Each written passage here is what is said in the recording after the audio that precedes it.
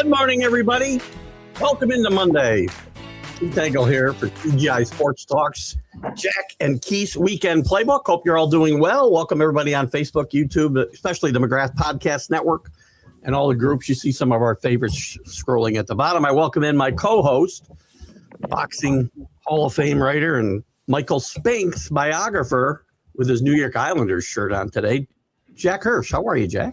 Yeah, leave it up to me to wear, an outfit for a team that didn't make the playoffs. But you have to show your loyalty. I'm not the biggest hockey fan, but I am an Islander fan. That's my NHL team of choice. But they're not in the news today. But that's my way of throwing them a bone. We just put them in the news. So we got obviously a lot of basketball to talk about. We'll talk a little NHL, some baseball maybe. We have some NFL. Lots to talk about. Jack, last night, Game 7, Pistons, Cavs. Where did the Pistons know there was a game last night? I'm going to tell you, I picked the Cavs to win this series. I picked them to win last night. But when we were talking on the show yesterday, we said, well, if it's going to be a close game, and I thought it was going to be a close game, the Cavs were going to win the Game 7. But we thought if it was going to be a blowout type situation, it would be the Pistons at home that would win a game really decisively if it came down to it. But you're right. For whatever reason, you might think the Pistons didn't show up. But when you look at the rosters of both teams, the personnel on the Cavaliers is better than it was, than it is on the Pistons.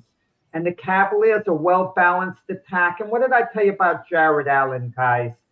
Game 7, he took control in the beginning of the game when he had to. He normally defers. His numbers would be much better. He'd be much more dominant if he was a little more selfish, but he defers to the other players on the team. But 2 Game 7s in a row, he didn't defer to anyone. He took charge, and you saw what happened. And now all the other guys follow. Evan Mobley showed up last night, too. Mobley showed up big time again. They got a great front court there, with Allen and Mobley.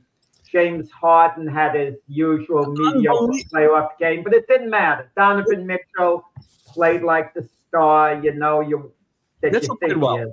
Mitchell played great last night. I'll say that. But would you think this team could have won this game by 30 points if Harden was going to score 9 points and shoot 2 for 10? I wouldn't think they'd win at all. I wouldn't think they'd win at all. But the Pistons too, they were step slow. Their tenacious defense wasn't there. Played well. They were like out of whack, out of sorts. It's like they regressed in a Game 7. And even their crowd at home was completely subdued. It was like they were playing in this auditorium with very few people, it seemed like at times. It was, again, this game by the middle of the second quarter felt like it was over. Because there was no, like you said, there was no juice. There was no excitement in the arena, except on the Cleveland bench. Well, you know what it was, too, what I liked about the job Kenny Atkinson did yesterday, and I was a little critical of him early in the series. They kept playing as if the game was tied. They didn't slow the tempo down when they had the big lead. They didn't allow the Pistons to get in a position where they could take a real run. Yeah, they weren't protecting the lead. They were trying to add to it all along, and I kind of like that attitude. What about the Pistons? The Pistons, I don't know who this quote is attributed to. Who is it? It might have been. It was one of the players. Maybe it was Cade Cunningham. I'm not sure that. If it's not, I apologize. But the quote after the game was, "The season's not a disappointment." I don't know how you can have the regular season the Pistons had and not at least make it to the conference finals and say, "I'm satisfied." No, the season on balance was a big success for the Pistons. You have to look at it, Keith. What were your expectations at the beginning of the year? If someone had told you the Pistons were going to win, 64 games did they win? 64 games, and they were going to come 1 game short of getting to the Eastern Conference Finals. You would have taken that if you were Detroit. You forgot how bad Detroit was a couple of years ago. They were historically bad. They were good last year, and they were excellent during the regular season. And expectations change as you go along. We saw that last year in football and other sports. Expectations changed. They lost that tough playoff series to the Knicks. So, yeah, there's a degree of disappointment. But you want to know something? This Piston team, as the season was going along, even though they were winning games, what's the term? They lost something off their fastball. They weren't quite as good the second half as they were the first half. And I don't want anyone to point to stats. Well, they did this, they did that. I'm always a believer in the naked eye test. And they weren't as formidable a team as the year was going along. You know, even had they gotten by yesterday's game, they were playing the Knicks. Early in the season, they owned the Knicks. They beat them 3 times in a row. They beat them decisively. It didn't look like the Knicks could ever beat the Pistons if they played them in the playoffs. That was early in the year. But at this point, had the Pistons won yesterday, I think they would have been an easier matchup for the Knicks than the Cavaliers. The Knicks would have been favored to beat the Pistons because the Pistons had lost a little something. I still think and the Pistons don't have a great number 2. Teams need a top-of-the-line number 2 option, and the Detroit Pistons don't have it. Virtually every elite team has a number 2 option. Tobias Harris, that's it, Reggie. He's their number 2 impact player, supposedly. I don't want to hear about, Moran, Reed underneath the basket. Tobias Harris has got to pick up the slack when Kate Cunningham is so-so on a given game. And the greatest of players is so-so from time to time. And Tobias Harris can't be a number 2 option. Tobias Harris, are you kidding me? I'll put him on a par maybe with Mikal Bridges or something. And imagine Mikal Bridges being your number 2 option on the Knicks. I mean, it's lacking. I agree 100%. And again, nobody showed up and picked up Cunningham when he fell last night. And by the way, I'm sorry, and I love Cade Cunningham's game, but you got to show up last night if you want to be thought of as one of the great players in the game. You have to show up in Game 7. And Cunningham took great strides this year towards establishing himself as one of the elite players in the NBA. He took great strides, but I don't go for this thing. Well, the Pistons lost in 7. I don't want to hear that they're going to learn from this and come back and be better next year. That talk seems nice and cute, but it's a damaging loss because it's so hard to get back to this point again. That goes to my point that this is a disappointment. This is not, okay. I'm not satisfied with what happened here. Bernie Bickerstaff is the one that said it during his press conference. Now, he did add afterwards that I'll never be disappointed in my players, basically. And I'm paraphrasing. He could have said all that without saying the season isn't a disappointment because everybody in that locker room is disappointed. The season wasn't the season was a success for Detroit. But they have to be disappointed. They were up 2-0. Maybe next week. Series. Maybe next week you say the season, as I look back. But as of last night, after that game, every player in that locker room had to be disappointed. Every fan had to be disappointed. If they weren't, they're not. Listen, they're not winners if they weren't disappointed in losing that game. Sorry. We have 2 playoff series left, and let me explain what's disappointing, what's not. If OKC loses to San Antonio this series, the season has been a disappointment because they're the defending champions and they didn't get to the finals. If San Antonio loses, the season has still been a success, even though they'll be disappointed they lost. It's really not what I'm talking about. I'm really talking about in the moment. If you're not disappointed, then you're playing the wrong game. They're talking about the season, not the game. I'm sure he'd say, I'm disappointed with the way we played this game. That's different. At that point, you can look back a week from now, 2 weeks from now, a month from now. That's the best comment of all. Cade ran out of gas. He needs help. What I would say, he doesn't have a number 2 option. But good year for the Pistons overall, Reggie. Absolutely. Good year for the You. Pistons. I'm going to tell you with expectations. I didn't like what Donovan Mitchell said after the game. He's celebrating that they met their goal That's of bad. getting to the conference finals. In other words, psychologically, the Cavaliers feel they got over the hump, finally winning a series. So if they lose to the Knicks, they could say, well, at least we won a series. I don't like that attitude because I'm going to tell you, if I'm the Knicks, if the Knicks lose to the Cavaliers, the season has been a disappointment. 100%. And by the way, the Knicks said after winning this last series, the conference semifinals, that they weren't satisfied and they didn't celebrate the same way and they made a point of this. We didn't celebrate the way we celebrated last year getting to the conference finals. So they did learn something. But I don't like the attitude of Knicks fans, and I hope the Knicks players don't have it. Well, the goal is to get to the finals. Like Knicks fans, the mentality is, oh, well, we'll get to the finals, but we're not as good as OKC, but that's okay. We got over the hump. I don't like that attitude. Not this fan. The goal should be to win, right? You play to win the championship, but I'm saying the consensus of Knicks fans is the goal is to get to the finals. That's the thought process. You're a Knicks fan. Are you going to be happy if they just get to the finals? I'll be happy to get to the finals. I'm not going to say it's with the Knicks fans. Look, if the Knicks get to the finals and they lose, let's say, hypothetically, 5 games, Knicks fans are going to say it was a really good season. They're satisfied. It's unfortunate, but that's the way it is. Agreed. I mean, the one team left with the big goals like championship or bust, in reality, is OKC out of these 4 teams.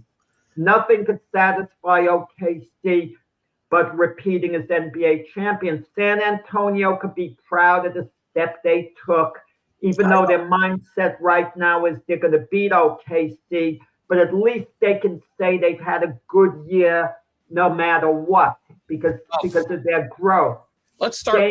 And the Knicks, if they get to the finals, can say they've had a good year, even if they get bumped. And the Cavaliers, their mindset is even if they lose to the Knicks, well, we had a good year all in all. We took it a step further. We'll get to OKC and the Spurs in a second. Let's talk about Knicks Cavs for a minute. Number one, again, yes, the Knicks goal was to get one more step into the finals this year, the NBA finals, and get past the conference. But should I sit back? And I think we may have already talked about this a little bit, but should I sit back and say, okay, it's a great success. The firing of Tom Thibodeau was 100% necessary, and now we got to the finals, and that proves it. I'm sorry. I have no reason to think that Tom Thibodeau would not have taken his team back to the finals and past the finals if they get there. Because we don't know. I mean, if the Knicks win the NBA championship, give James Dolan credit. It was a good move. I don't think it was a good move. It was a good move to move on from Thibodeau. It's what it is. Well, let me ask you this, Keith. Who has used their bench better with the Knicks? Mike Brown or Tom Thibodeau? Well, Mike Brown, but he's got a better bench than he never had a Clarkson on that bench. So listen, the bench is better. But Thibodeau had pieces on the bench. He used them poorly during the regular season. And then in the playoffs, there was a degree of panic. He started shaking things up in a way he didn't do during the regular season when they played Indiana. Because nobody on the bench was stepping up and playing well. Shamat, or whatever his name is, did play well at times. He wasn't consistent. And he was the only guy who played well off that bench. I mean, he played those starters 40 minutes, 38, 39 minutes a game because he had to. He had no bodies on that bench. This Knicks bench is better. Look, even Mikal Bridges was saying maybe Thibodeau should use the bench a little more. They felt a little worn out. I mean, that's a bad sign. Thibodeau is an old school coach in the way he does things. And Mike, listen, Nate, I'm not arguing. I think Coach Tibbs is a good coach. I can see Coach Tibbs winding up back with the Chicago Bulls, perhaps, getting rehired this year. He's a little older, so we don't know whether that's going to happen or not, but I can see that happening. And you're holding on to this thing. Well, they would have won anyway without him. You're the same guy, Keith, hold on. wants Joe Torre's number retired, which is ludicrous. And I could say they would have won those championships at Buck Showalter, the Yankees, all those years. Listen, I don't know that they would have. And again, you don't know that. But you think they would have coached Tibbs? Yeah, by the way, I didn't say they would have done this. I said I have no reason to believe they wouldn't. That's too different. I don't know.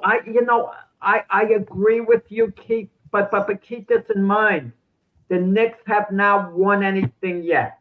I agree. They have not won anything yet. If they lose to the Cavaliers, is James Dolan off the hook? Yeah, he's off the hook because they're in the same place they were with Coach Tibbs. They would have lost in the Eastern Conference Finals. Had the Knicks lost to the Sixers and not even gotten to the Eastern Conference Finals, Dolan would have been raked over the coals, and maybe rightfully so. But Mike Brown is an accomplished coach. He was coach of the year. He did a good job with the Sacramento Kings before, with the Cleveland Cavaliers. He was with a respected assistant on the Steve Kerr with Golden State. My feelings have nothing to do with Mike Brown. Mike Brown's done a great job this year. I have no problem with the job Mike Brown's done. My only thing is, you can't convince me this may not have happened if Thibodeau was still the coach. I agree. I agree wholeheartedly. The Knicks very well may have been doing the same exact thing with Coach Tibbs. And ultimately, if the Knicks get eliminated this series or the next, you could argue, well, maybe with Coach Tibbs, they would have even been better. Maybe they would have been better. Maybe they would have been worse. It reminds me of during the Reggie Jackson, Billy Martin feud. They asked Reggie Jackson, would you have been better with another manager? He says, I don't know. I may have been better. I may have been worse. You don't know. I mean, you just don't know. No, but let's assume, Keith, to settle the argument. Yeah, I think if Coach Tibbs was the coach, they would be playing the Cavaliers right now in the Eastern Conference Finals. There's no reason to believe they wouldn't. Right, and I guess the argument's a moot if they don't get past the Cavs anyway. So, but you can't know the unknowable, right? So, anyway, we both like the Knicks, I think, in this series. I know you're. I do. Knicks match up well with the Cavs because you know who's going to be a key player for the Knicks? A real key player. You talk about the bench, Mitchell Robinson, because he's underneath. He's going to be getting his share rebounds going against Jared Allen and Ivan Mobley. And Karl Anthony Towns is at times going to play underneath, and he's certainly going to hold his own. And of course, Karl Anthony Towns, could shoot from the outside of long range really well. But I think Mitchell Robinson is going to be a key guy, the most important guy coming off the bench for the Knicks. I wouldn't disagree with that. I do think the Knicks bench will be important. I think they need to play the bench as they have played it more, and they've played pretty well for the most part. I think Mikal Bridges, as he has the last year and most of this playoffs, has played very well and done the little things that help. And OG's health is important as well. I don't think they win this series if he's not healthy. And he says he is. He says his hamstring is not hurt as bad as it has been in the past. So I think they could win it. I think they can win this even if OG's out. I do. He's very important to the Knicks, but they have enough, I think, depth where they can adjust. Yeah, definitely. And and I know you like the Cavs' talent. I think the Knicks, especially on the starting five, I think the team's deeper and as more talented as the Knicks as far as the starting five goes, especially while Harden's playing the way he's playing. I mean, Harden could be an X factor. If Harden shows up and plays great, that's an X factor. But what are the chances of that happening? Harden could come up with one big game where his shot is spot on and he's making shot after shot, and we see, James Harden scored 36 points to lead the Cavs for win. What are the chances of that happening? Harden's not looking to shoot. This would be the next one. Like Harden shoots when he has to, and when he does look to shoot, his shot selection normally isn't good. He's taking these long 3-pointers. Yeah, he's not really set, facing the basket the way he should, with time to shoot. Mm-hmm. And Harden sometimes holds the ball a little too long. There's certain turnovers. It'll be the next luck, though. I mean, yesterday, Harden doesn't show up. But that's not a story because the Cavs routed the Pistons and no one cared. Everyone, who back Cleveland could laugh it off and say, James, we're glad you played a lousy game. Get it out of your system. Well, with the Knicks' luck the last 53 years, they're hard to go off this series, and score 30 a game and be a superstar. That'd be the Knicks' luck. But anyway, I like the Knicks. Reggie had said 6. I like him in 6 as well. In this series. That seems to be a popular number. That would mean they have to win the final game in Cleveland. Yeah. I kind of feel that's going to happen. The Knicks will win a nail bite in Game 6 at Cleveland, and tough series. I think it's going to be though. We'll see if they have to pound off some rust, I guess, tomorrow night as well, because they've sat around for 8 days. Stan Van Gundy was talking about it yesterday when he was coaching, and he does feel it's an advantage to the team that's been playing all along. In the very beginning of the series, he feels the Cavs could go in and steal a game 1 because they're like sharper, more on top of their game because they've been playing all along. And also, you kind of wonder the Cavs' mindset. It's not like they won a nail bite in Game 7 that mentally is draining them, that they're relieved. Oh, we survived. They had a laugher yesterday. No. And mentally, it didn't take anything out of them. But if the attitude of Donovan Mitchell and they're exhaling, saying, we got over our hurdle and we hit our goal, you may have a letdown. Yeah, well, the Cavs, I hope the Cavs, for their sake, don't have an attitude, well, we have nothing to lose. We could play loose and relaxed. I always hear this term in sports where someone says, oh, we could be loosey-goosey. Whoever says that, they're losers. They're losers. They expect, they're not winners, okay? And if anyone adapts that nothing to lose attitude, that means they have everything to lose and they totally devoid of confidence. Yeah, they're rationalizing before they even before exactly. they lose. We have nothing to lose or whatever. I agree. I agree. The other one, which I know you have some strong feelings about, it's going to be an exciting series. It's probably, or arguably, the Knicks are playing great, but arguably the 2 best teams in the league are playing in the Western Conference Finals, the Spurs and OKC, the defending champions, getting a chance to defend their crown still. They come off a pretty easy victory again and a dominating performance, I know, against a Laker team that was depleted. And the Spurs had a couple of blowouts at the end of the Wolves series, but they got pushed. They got pushed for, the first 4 games, losing a couple. And you think they're ready. I'm not sure if they're ready to win. I'm not sure. I'm not sure either, Keith. I'll be honest about it. I'm not sure. I think they are now. But I'm not saying this with a firm conviction that the Spurs have finally arrived and they're going to be the team that they're going to be beginning next year. Okay, or maybe beginning now. I'm going to tell you this. If the Spurs have completely arrived 100%, and keep in mind they beat the Timberwolves easily in Game 1. Then there were a couple of games, the next 3 games were nip and tuck, and it was 2-2. And then the Spurs won 2 blowouts against a good Minnesota team. Yeah. But if the Spurs have arrived 100%, they're not only going to beat OKC, it's not going to be a tough series for them. We're talking about a 4 or 5 game series, a conceivable sweep of 5 games. They're going to overwhelm OKC if they've arrived 100%.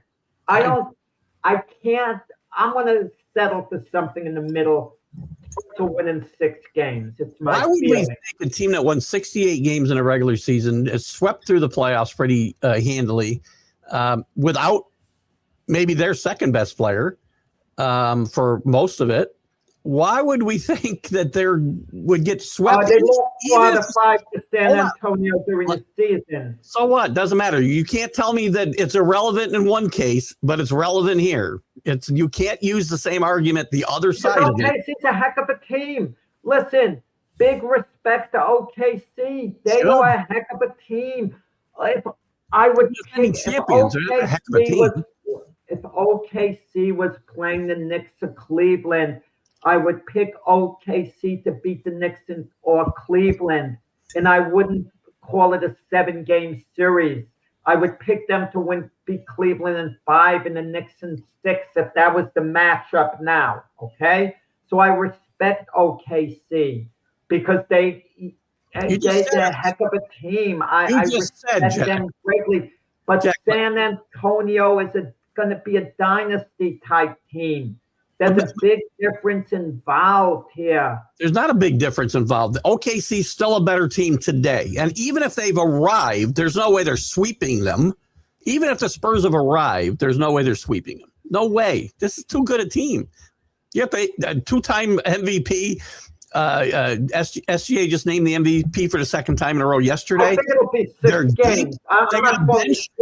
I'm saying if San Antonio puts it all together now, how they're going to be the next few years, yeah, I think they'll make short work of OKC. But my feeling is San Antonio is still a bit of a work in progress.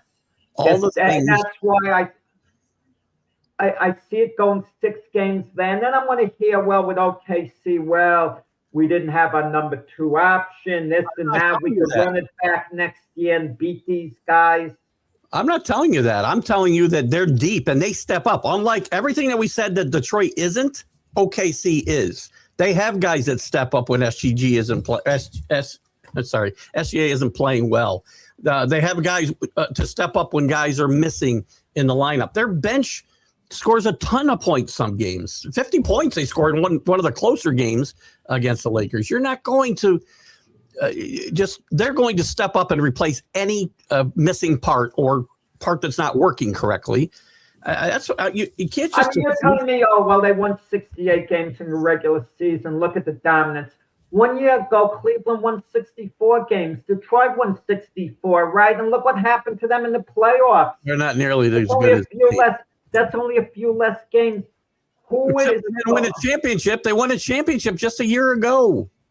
I love Chet Holmgren. He's a heck of a player. Great player. He won't be able to handle Wemby if Wemby starts going off. He just won't be able to do it. Have I missed Wemby going off in these playoffs? I mean, he's played a good because he plays a great all-around game, but I haven't seen him go off defensively. Okay. And Wemby completely takes away, any driving to the basket.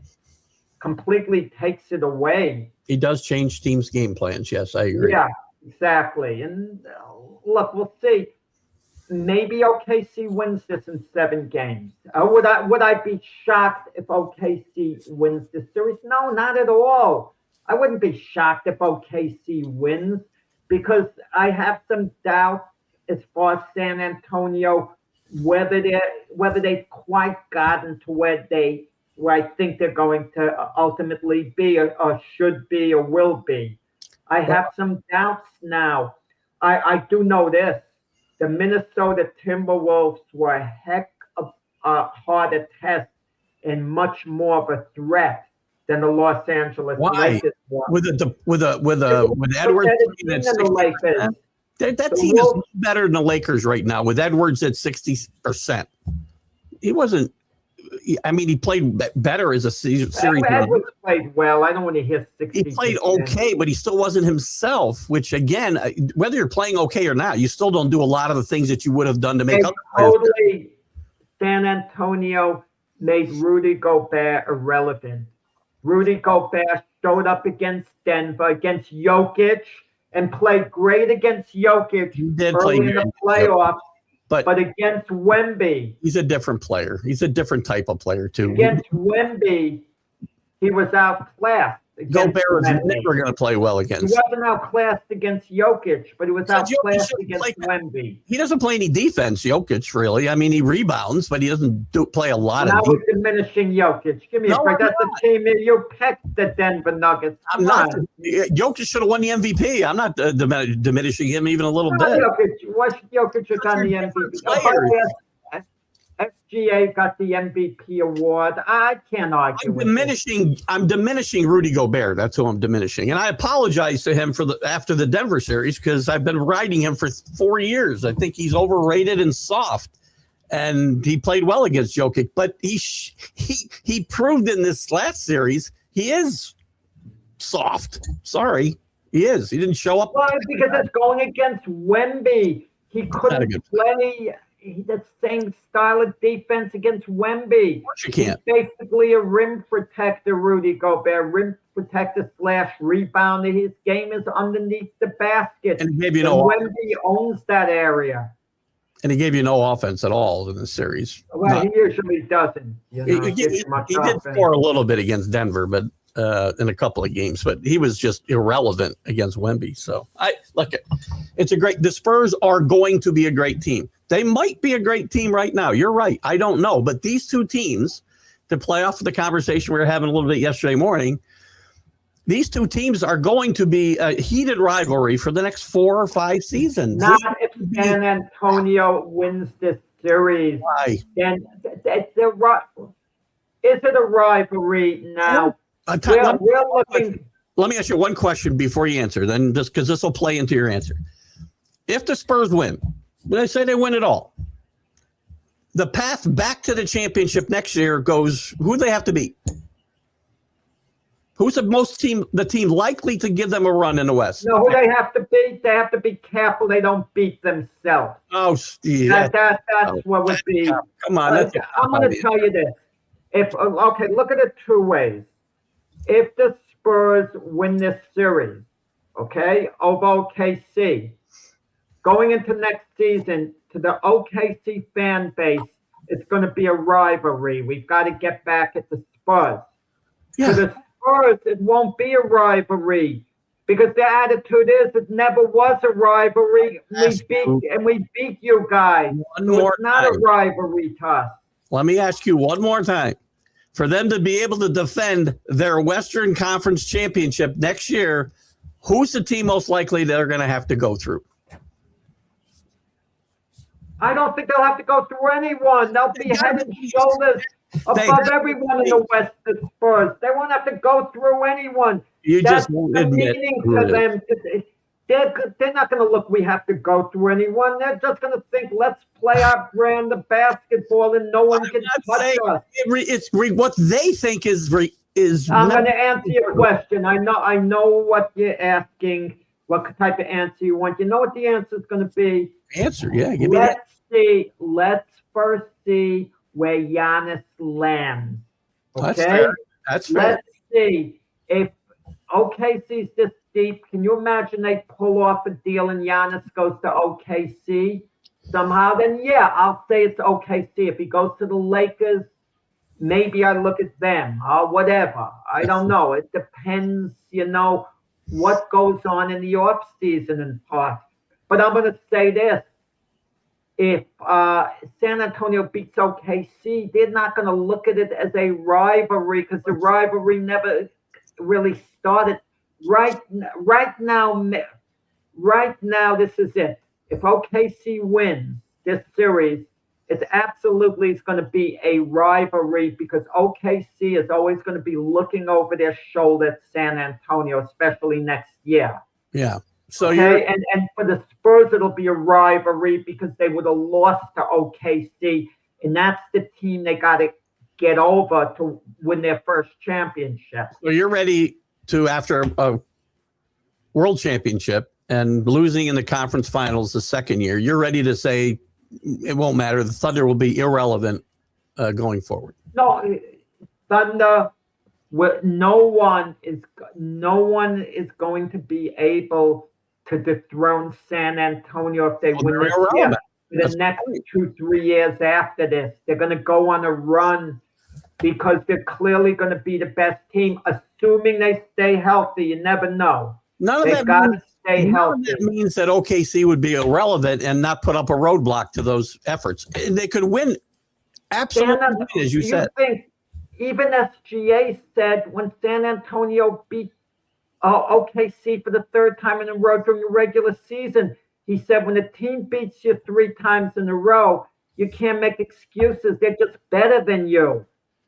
I mean, he said it during the year. You know, you mean to tell me when San Antonio was the up-and-coming team, that before they played OKC was aware that they said, let's put these little guys in their place. San Antonio beat them. They're playing a second time. OKC's thinking, okay, we're going to get back at them. San Antonio beats them again. Now OKC's steaming. And they lose to them a third time in a row. I mean, that sticks with you. But again, both two things can be true at the same time. They could win 3 of the next 5 NBA championships, the Spurs, but still have roadblocks, whether it's OKC or somebody else. They're not just going to walk to those championships. That's what you're saying. You're not saying they'll just win. You're saying they will dominate and nobody will even touch them.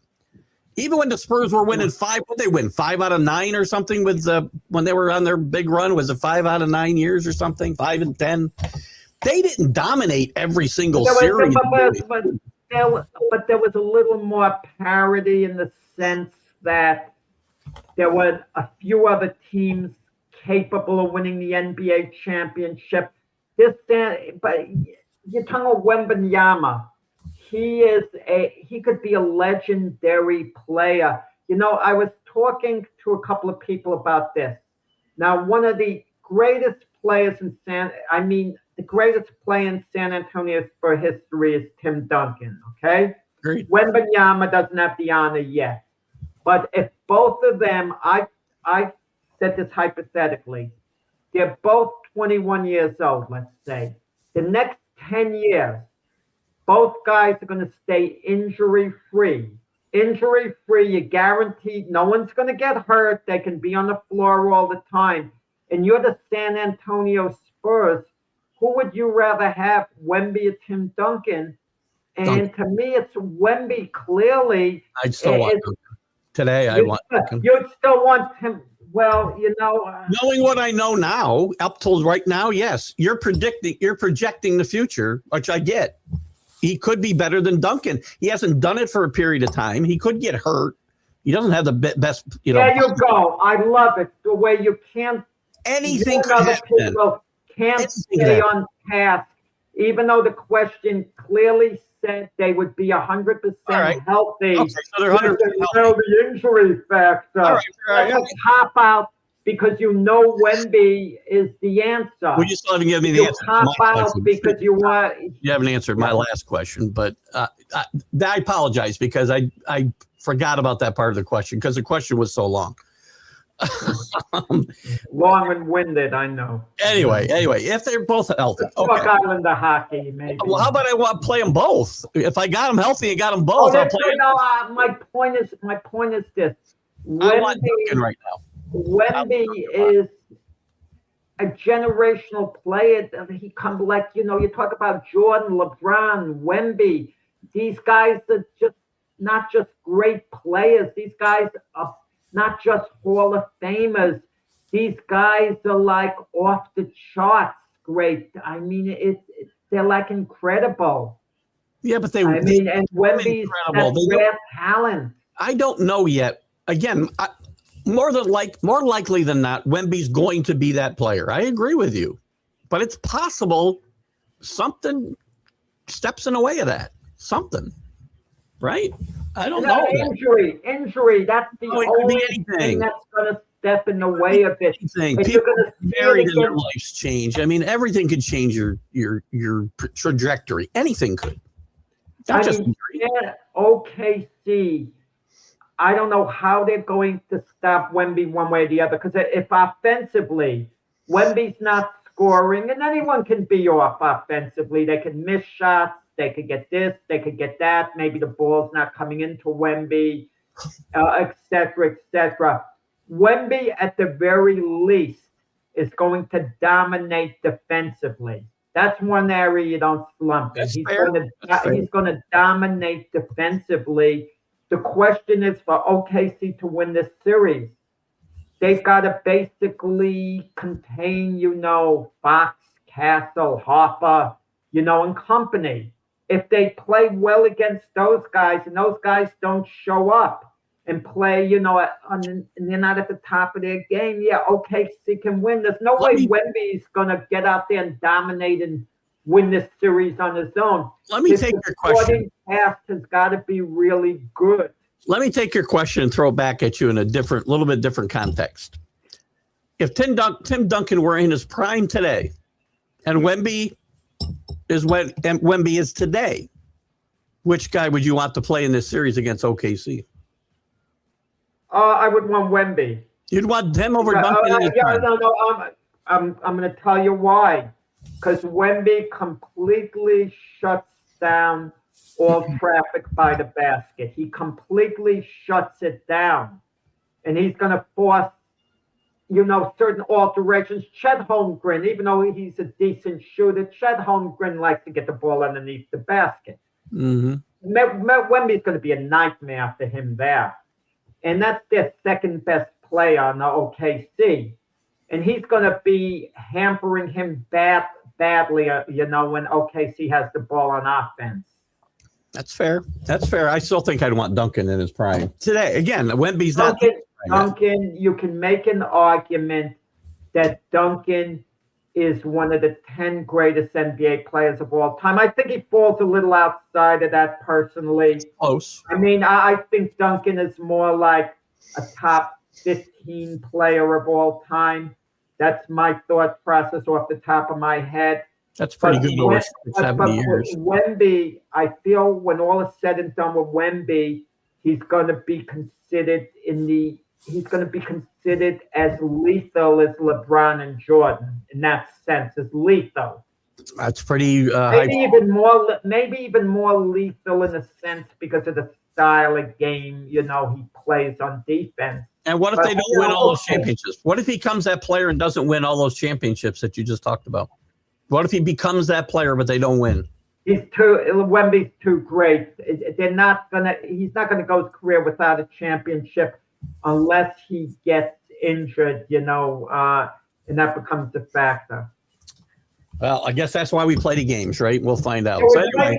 Look, San Antonio, it's a good year for them regardless. The question, like we agree on, Keith, have they arrived? That we're not sure about. We'll find out. And I am predicting in this series OKC in 7 games because the Spurs are not to be trifled with. I like San Antonio in 6, but if it does get to a 7th game, wow, that's going to be fun. Huge, right? You could talk rivalry if it gets to 7, perhaps. But I'm going to say this: if it gets to 7th game, I could see a scenario where Wemby does play great and his supporting cast just doesn't have the best of games, and OKC could win it. Yeah. Sure. If it gets to a 7th game at OKC, I feel it does favor OKC at that point slightly. Of course, they'd be at home and all, but so the predictions are in. We're both on the Knicks. San Antonio and 6. We're both on the Knicks. Jack's got San Antonio, and I've got OKC. So there we go. And speaking of Game 7, I'll say this for the Knicks. Let me say this. Yep. San Antonio's a better matchup for the Knicks than OKC would be. If the Knicks play OKC, I'm pretty confident OKC beats the Knicks. It's going to be if tough. The Knicks play San Antonio, I see more of a path to them winning that series. It's a question of style.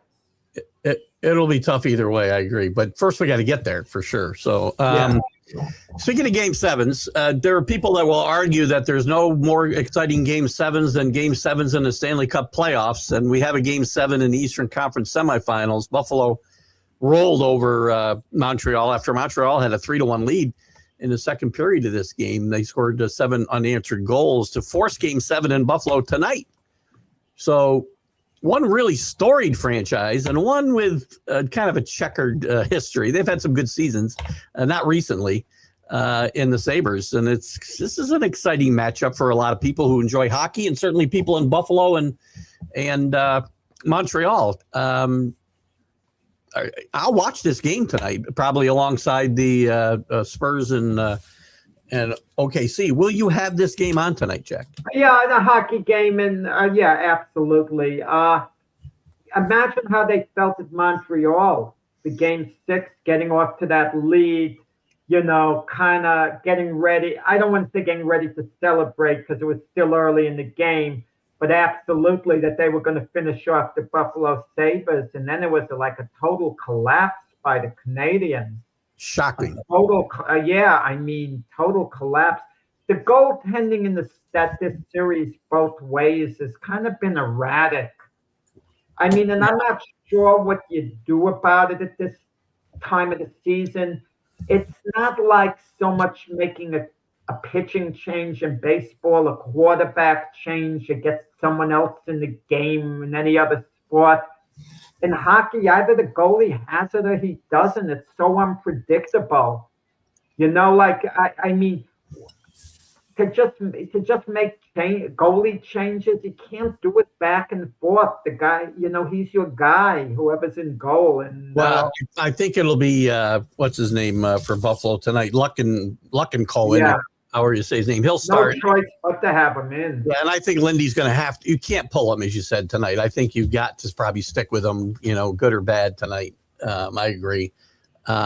Historically, I know it doesn't matter. Buffalo's 1-6 in 7 game 7s, and Montreal, with a much longer history, is 16-9. Irrelevant, but the numbers are there. Canadians haven't seemed to be that relevant for a while, but whoever wins this series, I mean, they're not the Cup favorites. Put it that way.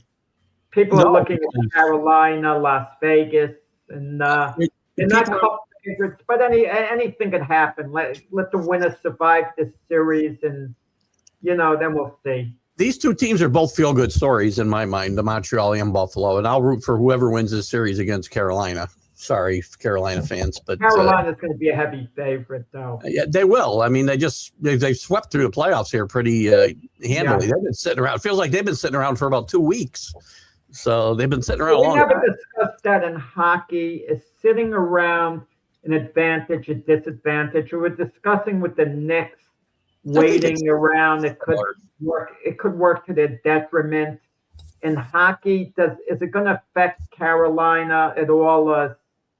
All systems go. Depends on what they've been doing, I suppose. Like anybody else, it's how you probably use that downtime. Probably. I mean, again, hockey players are used to playing on a similar schedule to basketball players during the regular season, right? You play a couple times a week, and that's probably. And there's a difference involved too. You get the feeling in hockey they really love playing the game, and you get the feeling that if they all had an off day, some of the players would say, hey, let's head down to the rink and set up our own little fun game. You get that feeling. Another sport, basketball, yeah, they would shoot some hoops, take some shots, but it's a little different. The hockey players might go out and be a little bit more rowdy somewhere else, I think, too. Hockey, I'll tell you this as athletes. Athletes act a different way depending on the sport.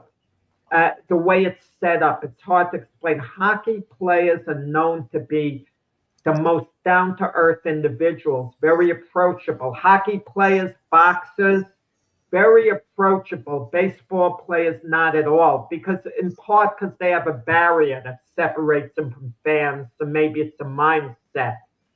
But hockey is the one sport that the athletes don't put a wall between themselves and media or other people. Because I haven't worked in hockey as far as interviewing hockey players myself, but I know of some media members, and they talk about the full cooperation they always get from hockey players. It's like the hockey players are glad to interact with them.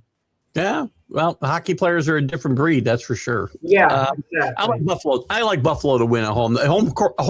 Home ice hasn't been tremendously advantageous in this series necessarily, but I like Buffalo tonight too. I like Buffalo, but how about this low scoring game? Let's talk 2-1. How's that? Fair. That's fair. Out of the box. Let's look for them to shock the world against Charlotte. I can't read that. I don't know if I'll put Chris's comment up or not because I don't know if it's relevant to where we are. I'll take a look at it in a minute, Chris. Let's move on to a little bit of baseball. We didn't mention this Friday, and it might have been because it happened during the day Friday. I'm not sure, but I kind of missed it on my MLB update too. But Bobby Cox passed away this past last few days. Bobby Cox, baseball lifers, we mentioned before the show, and Bobby Cox, sometimes I think Bobby Cox gets sold short as one of the great managers in baseball because he won 14 straight division titles, but won one World Series. And I know that's, we all, and me especially as a Yankee fan, get spoiled and we think winning is the ultimate judge of success. But I mean, Bobby Cox is one of the most successful managers in baseball history, no? Yeah, well, Bobby Cox, I mean, he started out, he was a long-term major league infielder. He was actually, I remember him going so far back from 1976, scouting for the Yankees and all. But he played for the Yankees the end of his career. Primarily as the Brave manager all those years, and the Braves underachieved. Listen, under Cox, they had a pitching staff, a starting rotation, a Hall of Famers, Smoltz, Maddox, Glavine. I mean, come on. He had talent there, but he knew how to use the talent. And you win all those divisional titles. Thankfully for him, he won one World Series. I mean, we look at things differently. The legendary Brooklyn Dodger teams only won one World Series. We don't look at them as underachievers. We glorify the 1 year they won it all in 1995. And then what are we talking about? 40 years later, the Braves win it all finally in 1995. Yeah. But was it disappointing? The following year, they go up 2-0 against the Yankees. They beat them easily the first two games of the World Series. And they're the defending champions, the Braves. And then they lose the next four. Jim Leyritz turns the whole series around. I love that series. Yeah, but Bobby Cox, big success. Listen, I don't take those division titles for granted. It showed a level of excellence that he had. And he was well respected. You didn't hear about players complaining about him. He knew the game, and he also had some really good teams in Toronto too. In between, he managed the Braves twice. People forget he was there before he got fired. Came back as the GM, but in between, he was in Toronto, and he had some really good teams there too. Yeah, baseball life. He belongs in the Hall of Fame. Is he in or not? He's not in, is he? I don't think he's in. No. Considering his years, his longevity, and all, he has to be. He's got to go in. If he's not in, he's got to go in for sure. I agree 100%. So anyway, our condolences go to Bobby Cox's family and friends, and a great career. Great baseball. Elsewhere in baseball, the Mets take 2 out of 3 from the Yankees this weekend, and the Yankees bullpen is just like, it's not. I was giving Bednar a little bit of a benefit of doubt, probably more than you, but yesterday was just, you can't lose that game yesterday. And you give up a tying home run to a guy hitting 176, and he said about 3 home runs in 3 years. Well, things like that happen. With David Bednar, I'm not fully comfortable with him being the closer. Is he good enough to be the closer? Minimally. But he's not one of these lights-out closers who you have such great confidence in. I mean, look, the game before this, Saturday's game, Luke Weaver. Okay, look how well he pitched coming out of the bullpen. Hadn't pitched well all year. I mean, but the Yankee bullpen's been good this year. There's a lot of depth in the Yankee bullpen. I'm not concerned about the Yankee bullpen and balance. I have a lot of faith in, Tim Hill. Yesterday, I don't hold him accountable how the Mets won the game. Basically, the Baltimore Chop. But I didn't realize Cox was in the Hall of Fame. Yeah, I figured he had to be. For doing it. Yeah. But then, Doval. They have a number of guys. They have a number of good pieces, the Yankees, in their bullpen. They do have the depth. But how do you get a lights out closer? Who's it going to be? You hope one of the players, emerges as such. And Bednar was the guy given that role. And has he been okay in it on balance? On balance, he's been okay as the closer. But I just don't have full faith in him as a lights out type closer, like an Edwin Diaz when he was with the Mets, and then he went to the Dodgers, got injured. He hasn't done much this year. He's not going to do anything else. And a few other guys like that. Anyway, I look at it. Spencer Jones is struggling. I don't know that It's early yet for him. I think let that get carried away. Strikeouts again yesterday. He's 1 for like 20. Yeah, come on. Listen, you would have gotten rid of Willie Mays when he first came to the Giants. Was struggling badly. You would have said send him down. He's not ready. So Spencer Jones is Willie Mays? Spencer Jones is Willie Mays? I don't think so. No, but that Willie Mays wasn't Willie Mays in 1960. I'm not saying send him down. I'm saying this kid needs to start showing something because we need it. Because we're carrying another guy hitting, 170 in center field. We can't have that's Trent Grisham, but he's the last year of his contract. I'm going to tell you with Grisham, as bad as his batting average has been, and it's been horrendous. Yeah. If you look at his RBI production, he's on pace to knock in somewhere around 100 runs this year. He's been knocking in runs in some key spots. So he hasn't been as bad as the batting average would make him appear to be. RBIs are not the end all be all. I want to know how many he left on base as well, by the way, because he comes up with guys on base all the time. So he's left a lot of guys out there too. That's when are we going to have that stat come out? Men left on base flashing on the screen. That would be a fun stat. I never thought of that. It's a stat that's tracked routinely in baseball. So that's one of my big faults with your boy Stanton, is he leaves guys on base like in droves. So he's going to get a base hit every now and again and drive in a couple. So real quick, I'll touch on this, Chris. I don't really know the answer. Spencer Torkelson in Detroit, he had a pretty good year last year. They rushed him to the majors earlier, and now he's not playing well again. Nobody in Detroit's playing well right now, though. So. Well, Torkelson wasn't he the number 1 overall draft choice? Yeah. Number 1 overall. And when a guy is the number 1 overall draft choice, you give him every opportunity. He's not like any other player. They did rush him to the major leagues, too. They did rush him to the majors. They sent him back to the minor leagues. He came back and played much better last year. But this year's just better. We hear this talk all the time. We hear with Anthony Volpe. Anthony Volpe actually has played well since he's come back these few games. He got on base 4 times yesterday. Very well yesterday. Before that, you look at his batting average, it's at 0, but he walked 3 times.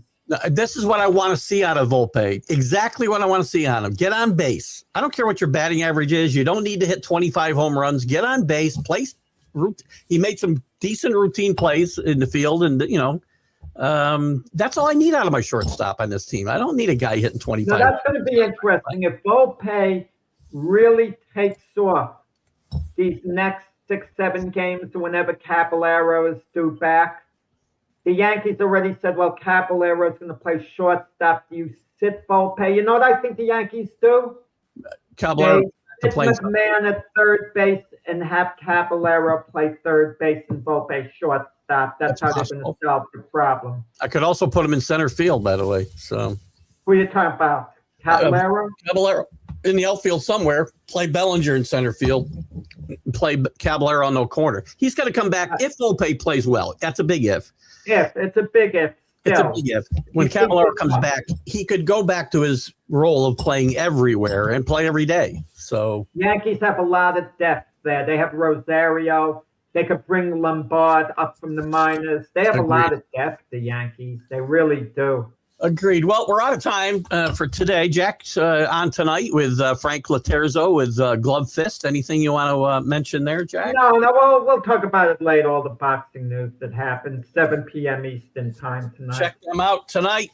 Jack and Frank are always good. Once Frank gets past the rest of the world of sports, you get a lot of boxing news. So I love Frank. We got to get Frank out here. We'll have some fun. All right, Jack. Thanks a lot, guys. We'll see you later. I'll see you Wednesday with the College Sports Huddle. Guys, have a great Monday. Bye-bye.